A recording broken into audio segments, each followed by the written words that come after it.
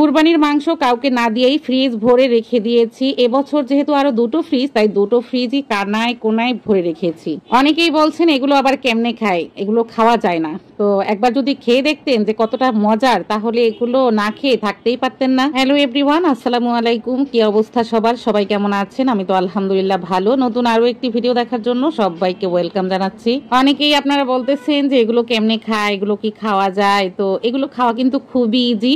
যারা ভুঁড়ি পছন্দ করে আর তারা যদি কখনো একবার এভাবে মানে গরুর মাথার চামড়া, কান, মুখের অংশ এগুলো যদি খেয়ে দেখতো যে কতটা মজার, তাহলে ভুঁড়ি পরিষ্কার থেকে এগুলো আগে পরিষ্কার করে খেতে এত বেশি মজার।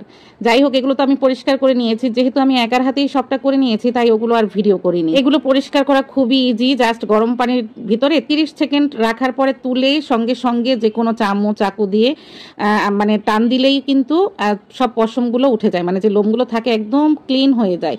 তারপরে বাকিগুলো একটু ছেঁকে নিলেই ব্যাস ওকে। এই যে আমি কি সুন্দর করে একদম ক্লিন করে সব কিছু তারপরে একটু ভালো করে ধুয়ে নিয়েছি। তারপরে হলুদের ভিতরে আমি ভালো করে একটু জাল করে নিয়েছি যাতে কালারটা একটু সুন্দর আসে। তারপরে এই যে এখন উঠিয়ে ফেলছি, এগুলো যখন ঠান্ডা হবে তখন কুচি কুচি করে রেখে দেবো।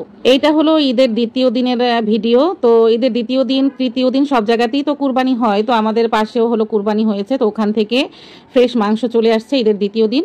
তো সেই মাংসটাকে এখন আমি জাল করে রাখবো।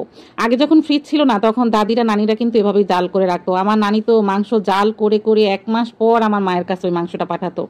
মাংস একদম কালাভুনা হয়ে যেত জাল করতে করতে। আর আমি হলো খাওয়ার জন্য ছোট মাছের হাতে মেখে চচ্চড়ি বসিয়েছি বেগুন দিয়ে।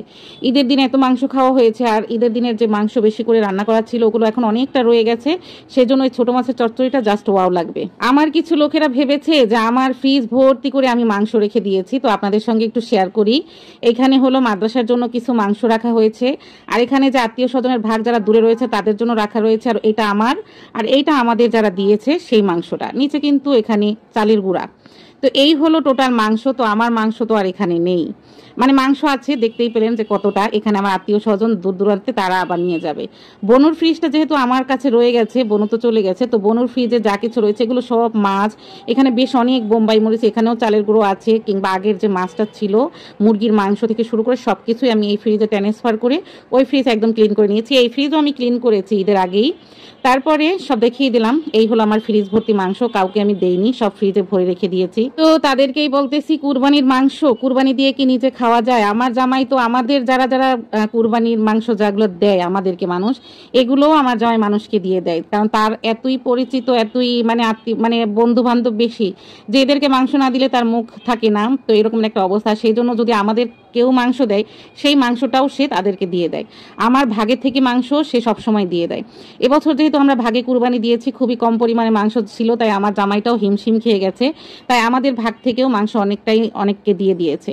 আল্লাহ যদি বাঁচিয়ে রাখেন তো ইনশাআল্লাহ কোনো একদিন ভালো করে আমরাও কুরবানি দিব। তো এই যে দেখতেই পাচ্ছেন মাথার সেই অংশগুলো আমি ভালো করে জাল করে নিয়েছি, দেখতে পাচ্ছেন কতটা মোটা। আর এগুলো এখন আমি কেসির সাহায্যে ভালো করে ভাবে পিস পিস করে কেটে নিচ্ছি ভুঁড়ির মতো করে। তারপরে এগুলো আমি ছোট ছোট ভাগ করে রেখে দেবো, যখনই মাংস রান্না করব সেই মাংসের মধ্যে দিয়ে রান্না করব। আর এইগুলো শুধু ভুনা করে খাওয়ার থেকে ভুঁড়ি, মাংস সবকিছু অ্যাডজাস্ট করে ভুনা করে খেলে অনেক বেশি ভালো লাগে। ভাতের সাথে, পিঠার সাথে, রুটির সাথে অনেক বেশি ভালো লাগে। তো আপনারাও ট্রাই করবেন। ওই যে বলেই দিলাম, গরম পানির ভিতরে জাস্ট 30 সেকেন্ড রেখে দিয়ে, মানে ফুটন্ত গরম পানিতে 30 সেকেন্ড রাখবেন, তুলে ফেলে যে কোনো চাকু, চামচের সাহায্যে টান দিবেন, দেখবেন সবকিছু উঠে গেছে। তো আজকের মতো বিদায় নিচ্ছি, কথা হবে নেক্সট ভিডিওতে। আল্লাহ হাফেজ।